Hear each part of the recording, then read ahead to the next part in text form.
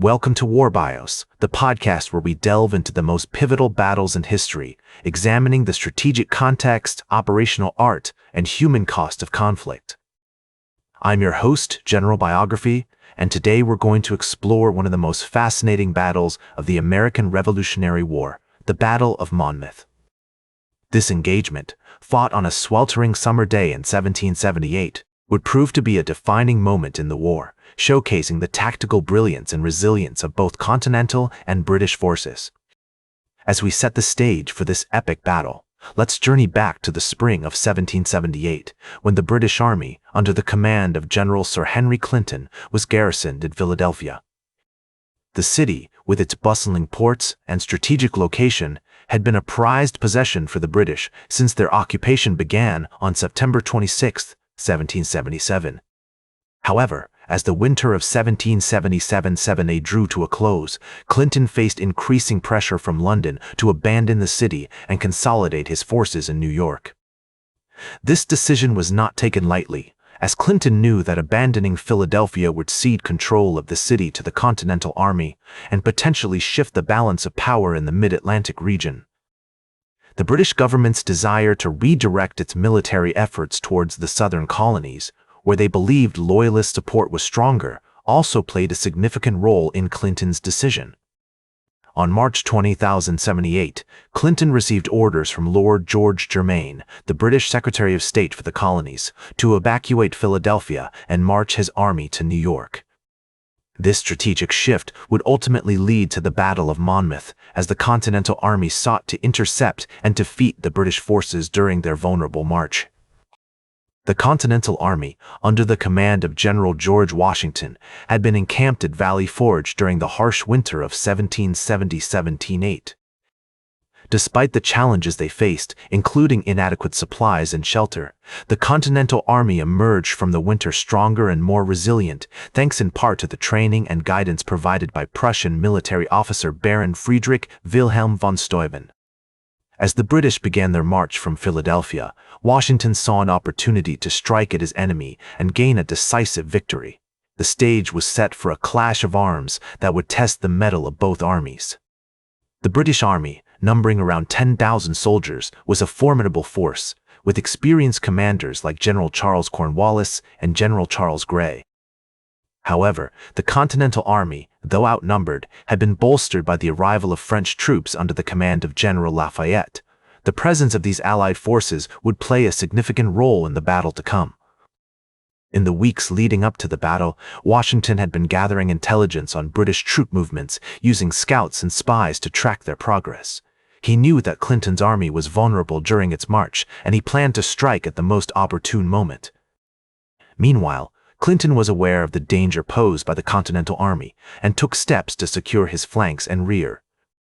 The British Army, under General Sir Henry Clinton, had begun its march from Philadelphia to New York, a distance of approximately 100 miles, with the goal of consolidating their forces and redirecting their efforts towards the southern colonies. The Continental Army, led by General George Washington, saw an opportunity to intercept and defeat the British during their vulnerable march. As the British Army approached the town of Monmouth Courthouse, New Jersey, on June 27, 1778, they encountered a series of obstacles, including swampy terrain and a network of streams that slowed their progress.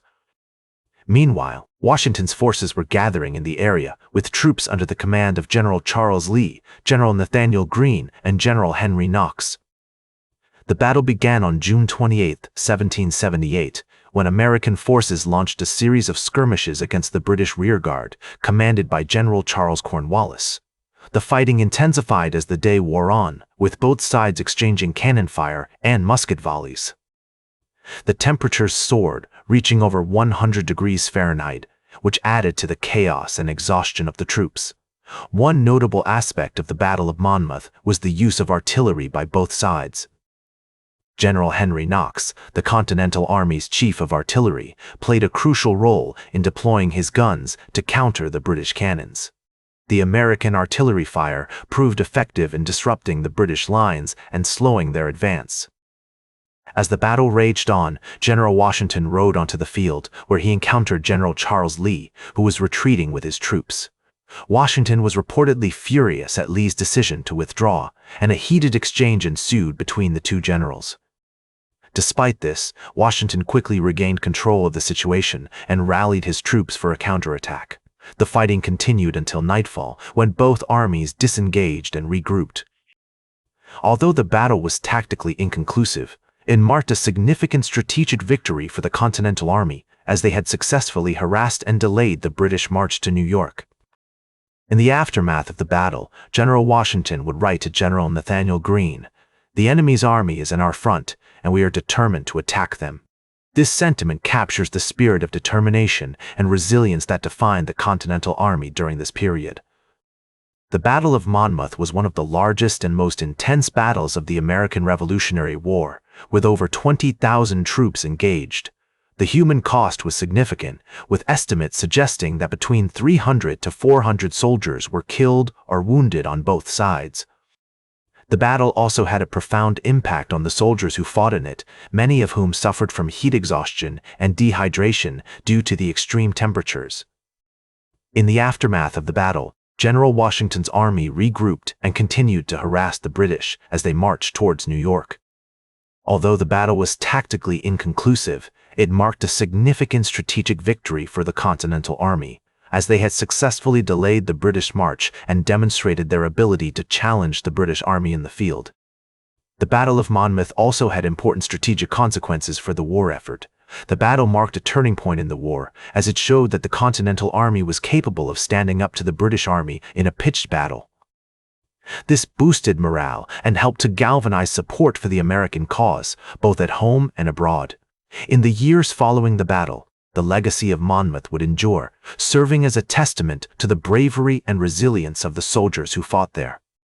The battle would also become an important symbol of American independence, reminding future generations of the sacrifices made by those who fought for freedom and self-governance.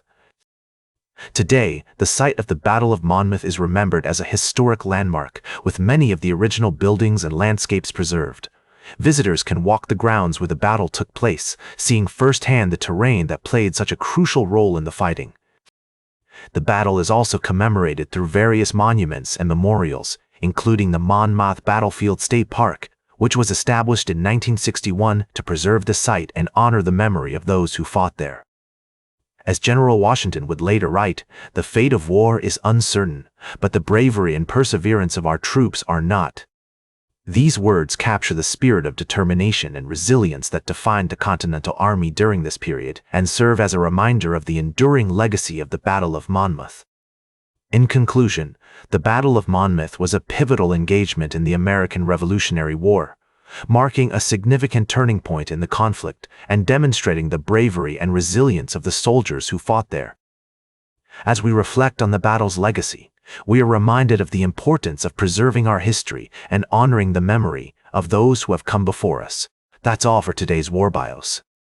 Remember to like, share, and subscribe, and until next time, I'm General Biography reminding you to keep marching toward victory.